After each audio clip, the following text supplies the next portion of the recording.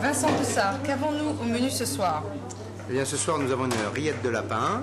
Et puis, pour suivre, on a un petit rableu de lapin farci avec une farce à base de rognons de lapin, de diverses viandes et de romarin. On va faire un jus blond et on va surtout accommoder ça avec énormément de garnitures, de légumes et plein de petits produits de saison d'hiver. Comment se déroule un atelier culinaire? Eh bien, un atelier culinaire, c'est simple. Les gens arrivent vers 18h. Le temps de boire un petit verre ensemble. Ensuite, j'explique le menu, j'explique un petit peu les locaux.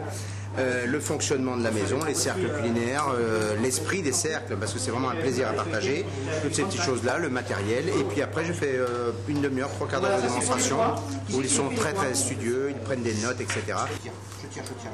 Ça fait pas toute la fibre, regardez, toute la fibre, là, elle vient, tous les nerfs viennent, donc j'ai aucun nerf là-dessus.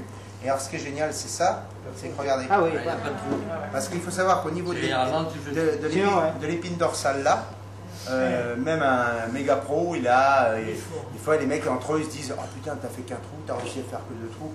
Bon ben maintenant on fait 0 trou, hein, c'est nouveau. Alors là vous voyez, là c'est particulier, je sais, vous avez tous crié. Mais je sais. Tout ça. Et je te rappelle que c'est les produits laitiers. Nos amis pour la vie. Hein, je vous rappelle. Produits laitiers, bravo. Surtout, je le répète encore, ce beurre-là, on va le virer. On va garder le beurre pour l'instant. Le beurre, c'est un capteur d'odeur. Et ça, j'insiste fort. Dans le frigo, partout, il capte toutes les odeurs, le beurre. Vous savez, quand vous passez près d'une boulangerie ou d'une pâtisserie, on sent quoi? Le beurre, la farine, le sucre. Ou le beurre, le sucre, et automatiquement, ça rappelle. Quand on a des galettes Saint-Michel, des roux d'or, tous ces petits gâteaux, beurre et sucre, automatiquement on y revient, parce que le beurre, c'est ce qui fait. C'est pour ça qu'il y a eu les fameuses polémiques avec les croissants au beurre, les croissants au beurre, etc. Donc c'est super important. Et j'insiste bien, le beurre, il a quoi comme rôle ici? Il va avoir un rôle de monter en température, mais le beurre, il brûle à 130 degrés, donc c'est pas là qu'il nous intéresse. Où il nous intéresse vraiment, le beurre, c'est qu'il va capter les saveurs. On va faire un jus. Ce jus, on va le filtrer, on va le mettre au frigo. Et quand il est au frigo, mais ça je parle chez vous, on va pas le faire ce soir. Quand il est au frigo, qu'est-ce qui se passe?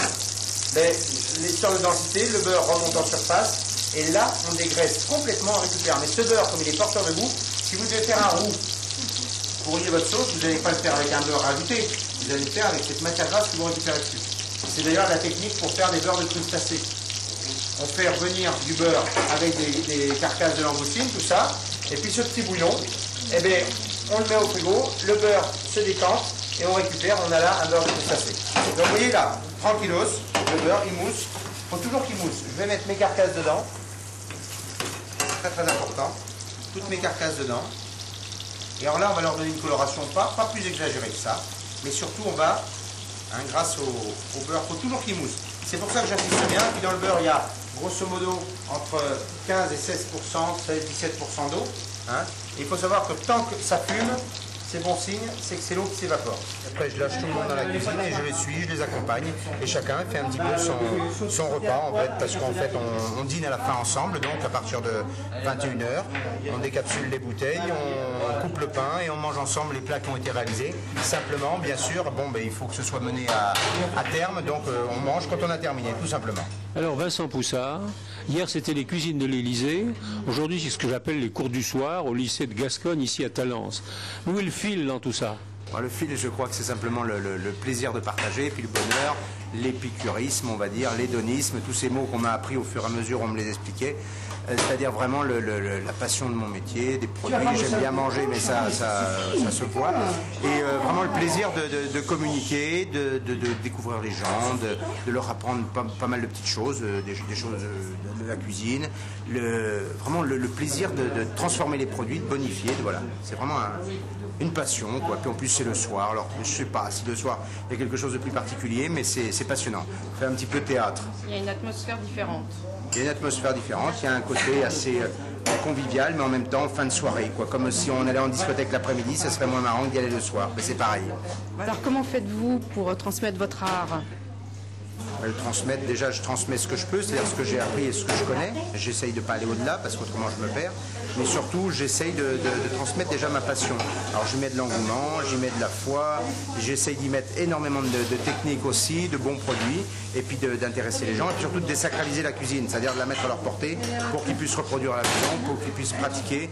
D'ailleurs l'an dernier, on a reproduit, et ils les ont bien reproduit, des plats, des sélections du concours de meilleur ouvrier de France cuisine. Il y a le savoir, il y a la manière de transmettre, puis tout d'un coup on voit Vincent Poussard qui dit « Ah ben oui, je ne l'ai pas prévu, ça mais on va le faire ». Ouais, mais c'est pour ça, c'est marrant, c'est comme si on jouait 300 fois la même pièce de théâtre sans de temps en temps improviser un petit peu.